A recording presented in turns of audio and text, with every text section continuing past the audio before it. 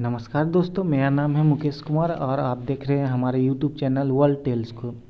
आइए जानते हैं कि आज जो इजराइल और पैलेस्टीन के बीच जो विवाद छिड़ा हुआ है, इसका मुख्य कारण क्या है, ये विवाद क्यों छिड़ा और इसका इतिहास क्या है।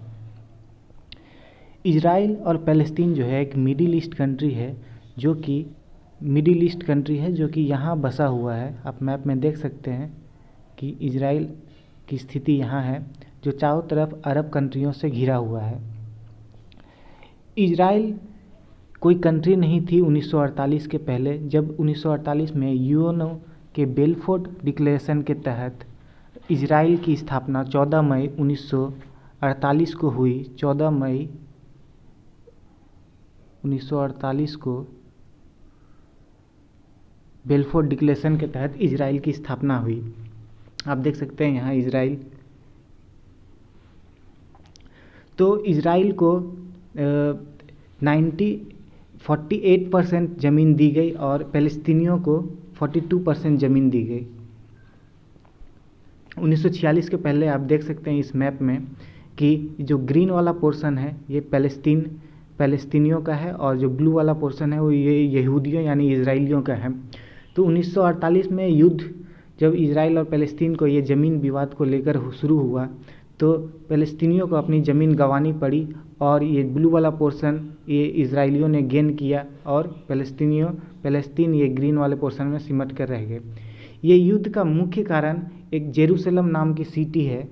आप देख सकते हैं यहाँ इस मैप में जेरूसलम एक ऐसा शहर है, ये 3 धर्मों की मुख्य पूजा स्थल है।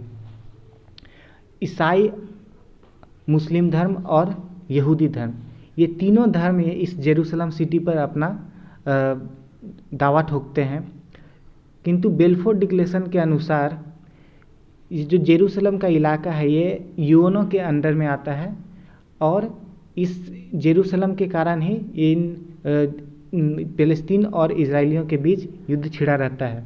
1948 में जब पहला युद्ध हुआ तो इजराइलियों ने फ़लस्तीनियों को बुरी तरह से हराया और इतनी सारी ज़मीन पर, जो ब्लू वाला पोर्शन आप देख रहे हैं, ये ज़मीन पे कब्ज़ा कर लिया और दोबारा फिर 1967 में इजराइल और फ़लस्तीनियों के बीच युद्ध हुआ और फिर से फ़लस्तीनियों को मुंह की खानी पड़ी और इजराइलियों ने बहुत सारे ज़मीन पे कब्ज़ा कर लिया और फ़लस्तीन इतने सारे, जो आप ग्रीन वाला पोर्शन देख पा रहे हैं, ये इस पे सिमट कर रह गए। 2005 में फिर से इजराइल और फ़लस्तीनियों के बीच युद्ध हुआ और फिर से फ़लस्तीनियों को अपना ज़मीन गंवाना पड़ा। और हम आजकल फिर देख रहे हैं कि 2021 में भी फिर से एक युद्ध छिड़ गया है और ये युद्ध भयंकर रूप लेते जा रहा है। और ये युद्ध मुख्यतः गाज़ा पट्टी में एक आतंकवादी संगठन है हमास, इन आतंकवादी संगठन और इजराइल सैनिकों के बीच हो रहा है। ये आतंकवादी संगठन का मूल उद्देश्य इजराइल द्वारा छीनी गई अपने ज़मीन को वापस पाना है और इन्होंने 1000 से 1500 रॉकेट इजराइलियों पे दागे और इजराइल ने जवाबी कार्रवाई में फिर से एयर स्ट्राइक अपने विमान F-16 से एयर स्ट्राइक किया और गाज़ा पट्टी के शहरों पे बम बरसाए, जिससे गाज़ा पट्टी में बहुत सारे बिल्डिंगों को क्षति हुई और 60 से 100 आतंकवादी और वहाँ कुछ रहने वाले नागरिकों की भी क्षति हुई। और वहाँ से फ़लस्तीनियों ने जब अपने रॉकेट दागे, 1000 से 1500 रॉकेट एक साथ दागे और इजराइल की कुछ शहरों में भी बहुत सारी क्षति हुई। इजराइल के पास हम जानते हैं कि उसके पास लेटेस्ट हथियार और एंटी मिसाइल सिस्टम है। इजराइल अपने शहरों को, अपने देश को एक आयरन डोम नामक एंटी मिसाइल सिस्टम से सुरक्षित रखता है। यह मिसाइल सिस्टम बाहर से आने वाले किसी भी मिसाइल और खतरे को भांप लेता है और हवा में ही उस मिसाइल को तबाह कर देता है।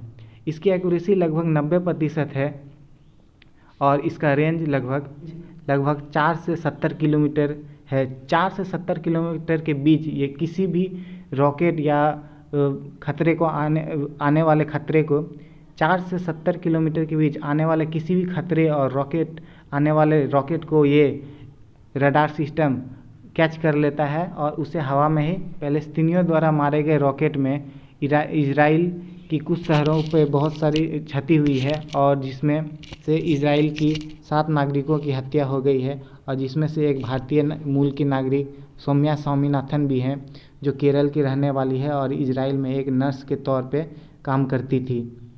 इनकी भी मृत्यु हो गई है। आप देख सकते हैं, इस फोटो से आप अंदाज़ा लगा सकते हैं कि गाज़ा पट्टी में कितनी तबाही मचाई गई है इजराइल द्वारा, और ये युद्ध रुकने का नाम नहीं ले रही है और ये भीषण रूप धारण करते जा रही है। इजराइल ने अपने टैंक और लेटेस्ट हथियार गाज़ा पट्टी पे गाज़ा पट्टी के सीमाओं पर तैनात कर दिए हैं और अपने नागरिकों की सुरक्षा के लिए इजराइल कार्यबद्ध है। अपने नागरिकों की सुरक्षा के लिए इजराइल हर मुमकिन कोशिश कर रहा है और इस हमास जब तक आत्मसमर्पण न कर दे, इजराइल के राष्ट्रपति द्वारा यह कह दिया गया है कि जब तक हमास आत्मसमर्पण न कर दे तब तक यह युद्ध थमेगा नहीं।